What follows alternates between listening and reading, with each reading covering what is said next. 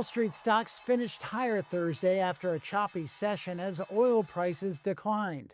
The Dow added about half of 1%, while the S&P 500 and Nasdaq rose less than that.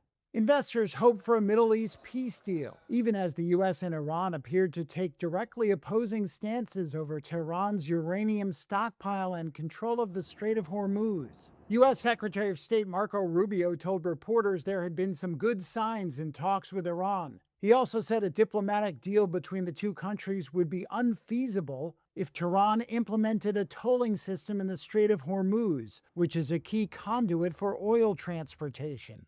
Earlier on Thursday, a Reuters report signaled a hardening stance from Tehran, with Supreme Leader Ayatollah Mojtaba Khamenei issuing a directive that the uranium should not be sent abroad.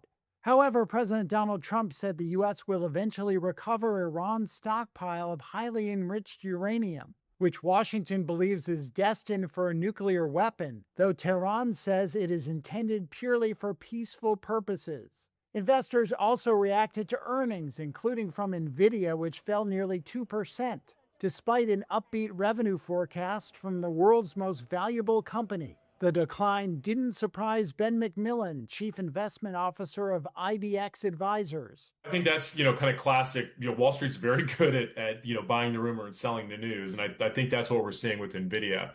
Wall Street has come to expect, especially, given that it's been almost 3 years of kind of blowout earnings like this.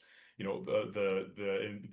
NVIDIA bulls are glad that it came in as expected, but the stock is already pretty richly bid. Walmart also fell after releasing its results, though it dropped more than 7% after the largest global retailer forecast second quarter profit below estimates and maintained its annual targets. CFO John David Rainey said consumers were feeling pressure from high fuel prices.